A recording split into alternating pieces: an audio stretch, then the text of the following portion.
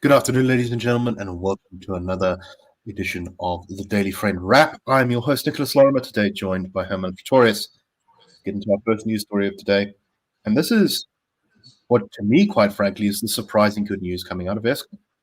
So there was a piece in, I think it was News 24 today, yes, News 24, that Eskom says that it may be looking at the final end of load shedding, and that it's very happy as its recovery plan takes off. So Eskom recently launched their summer maintenance plan, which they were explaining to the media.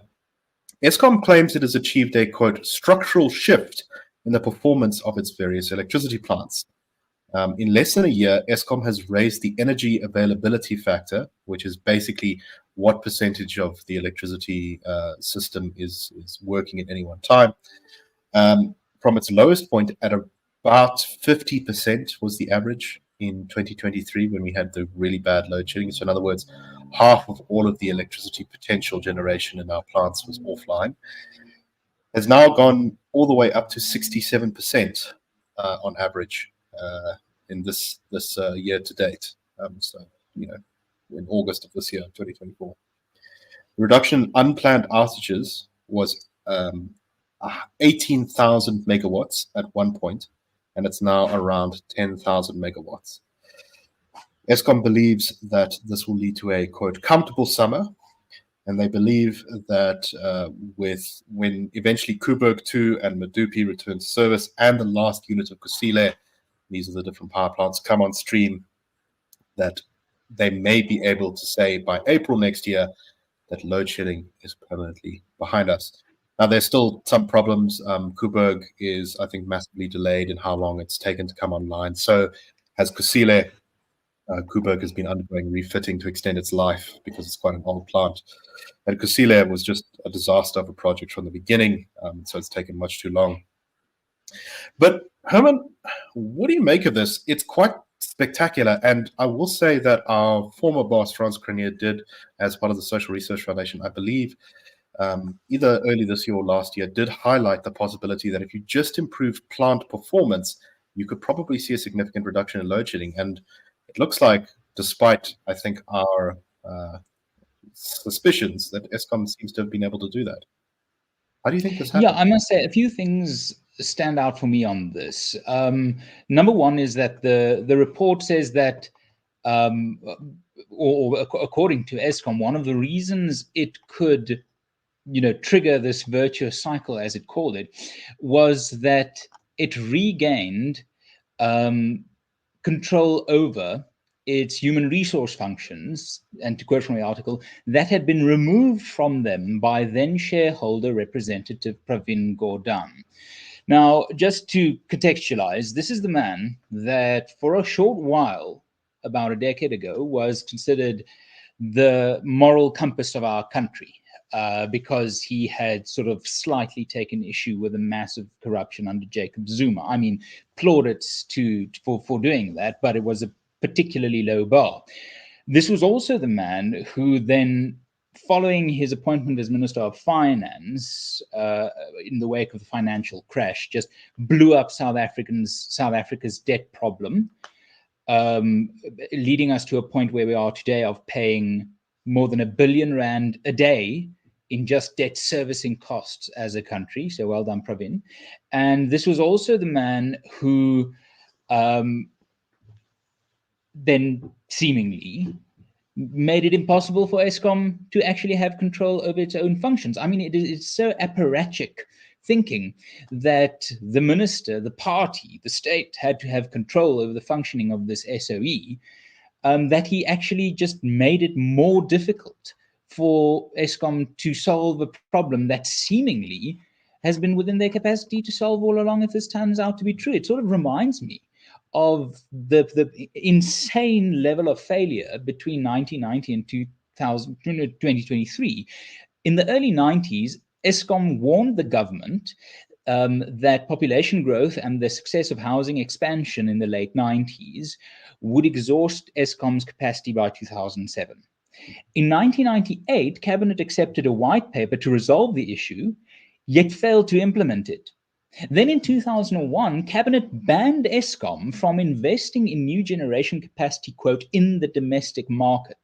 Then in 2004, Cabinet reversed its 2001 ban and approved the construction of Medupi and Kusile.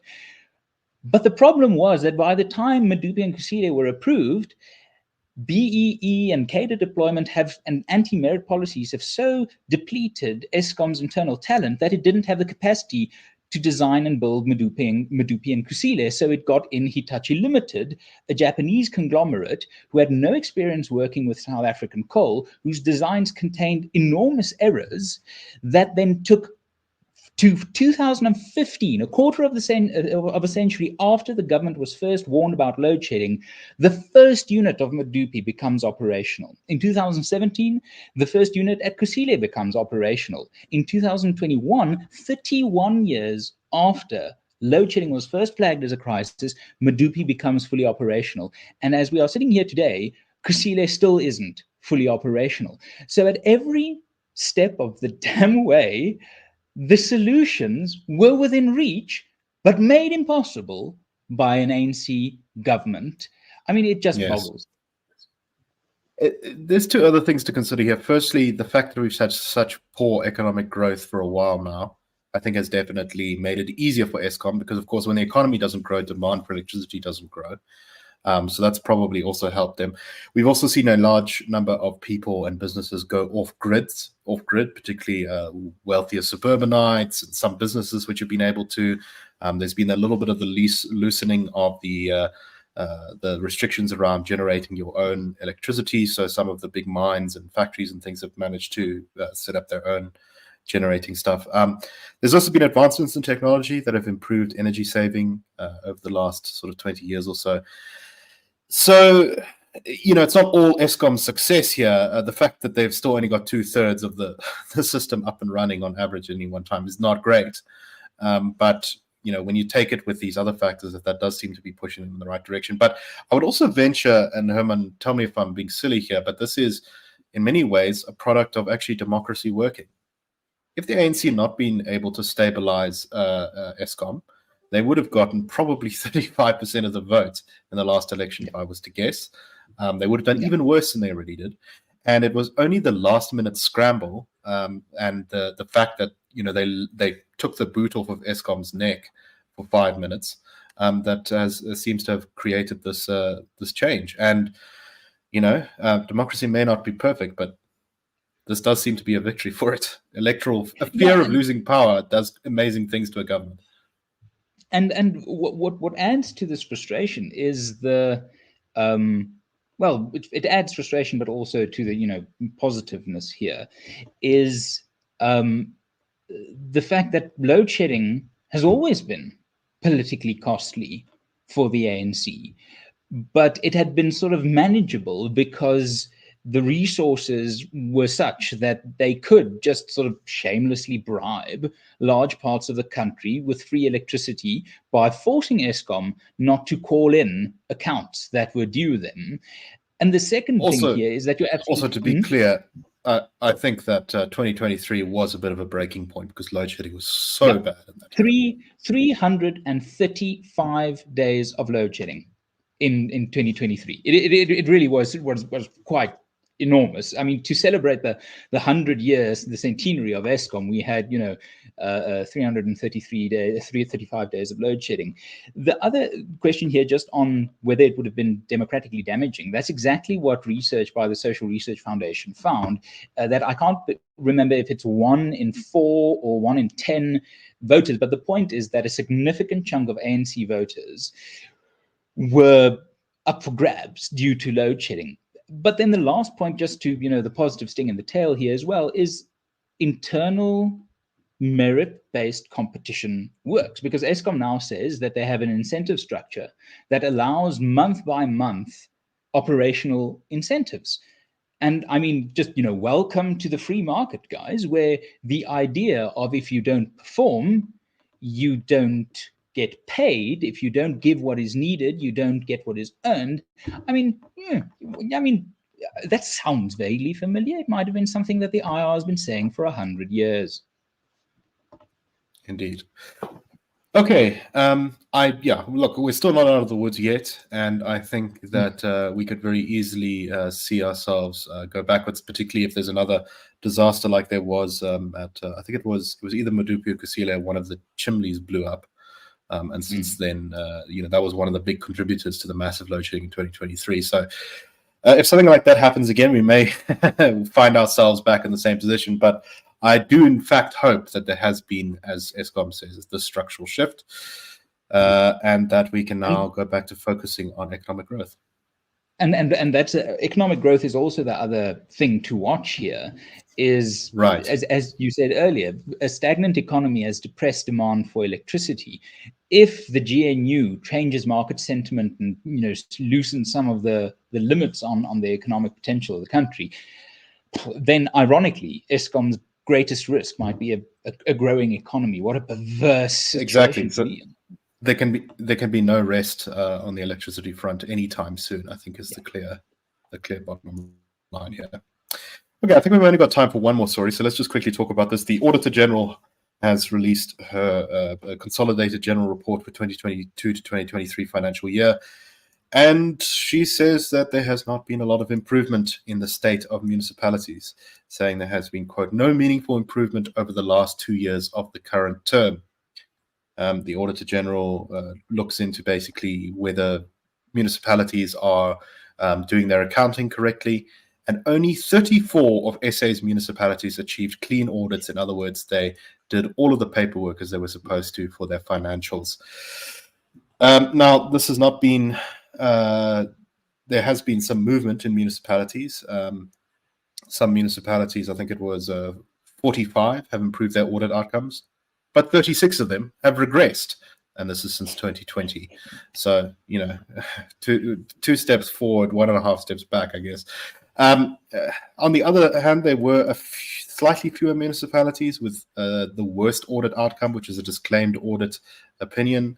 And there are a couple of municipalities, 18 actually, mostly in KZN, Mpumalanga, and Northwest, who had this really low ranking of audit, but then moved out of it.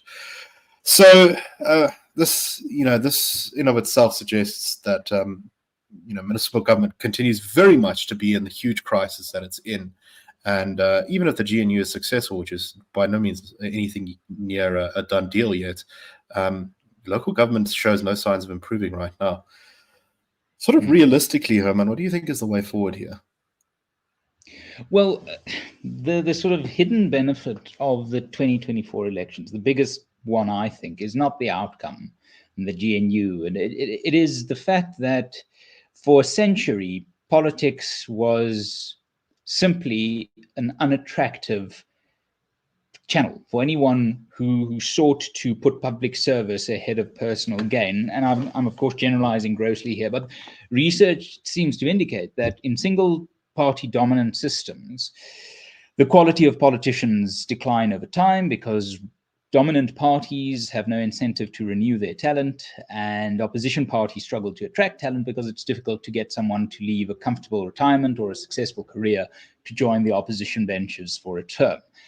And not really affect change. So the fact that we have now opened a door that has really never been opened in South African history, that there isn't one party dominance, there isn't an accepted, governing party or ruling party, as perverse as the term is, might just attract enough talent to start flowing back into politics that will allow local government politics to step up its game. Because all the political system and all the parties participating in it has a perverse incentive structure, where it is get to parliament because that's where the decent remuneration is. And if you're interested in politics and you're a high flyer, you get to parliament. If you're a high flyer with perhaps some limitations, you get to provincial level. And if you're interested in politics but you don't really cut it at the big leagues level, you go to local government. Now, I'm not saying that is the case, but that is too much of the attitude that local politics is a stepping stone or a landing ground for people who didn't quite make it. And that isn't to say that there are brilliant councillors. There really are. But parties have been funneling their top-class talent away from local government for too long. And that must change because that's the only way forward to fix this. In in the case of the ANC, they also staff the national bureaucracy with their high-flying talent as well. So even within the ANC's universe, there's been a kind of brain drain towards the centre, just in the same way as there has been with the politicians in the bureaucracy. All right. Thank you very much, Herman. And we hope you enjoyed the show. We will, of course, be back tomorrow on the Daily Friend Show. I hope you enjoyed it. Have a good one. Cheers, everyone. The Daily Friend Show and the Daily Friend are a project of the Institute of Race Relations, the IRR. The IRR is a think tank which was founded in 1929 to study race relations in South Africa and works to change government policy to improve race relations through non-racialism and to ensure the prosperity of all South Africans. If you like our work and would like to support us, please go to irr.org.za and click Support the IRR. Or you can go to thedailyfriend.co.za and click the Fund Us button.